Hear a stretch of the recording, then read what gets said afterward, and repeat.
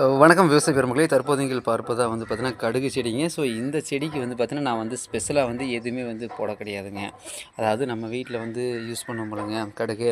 So அது வந்து பார்த்தீங்கன்னா தவறி வந்து கீழே வந்து விழுந்துங்க. அதுவாக வந்து பார்த்தீங்கன்னா வந்து அழகாக வந்து மிக பிரமாதமாக வந்து பார்த்தீங்கன்னா செடியாகி காய் வந்து வச்சுருக்குங்க. ஸோ இதுக்குன்னு சொல்லி நான் வந்து பார்த்தீங்கன்னா எந்த ஒரு மருந்தோ அல்லது உப்போ வேறு எதுவுமே நான் கொடுக்க கிடையாது. பாருங்கள் எப்படி சல்லையாக பிடிச்சிருக்குன்னு பாருங்கள்.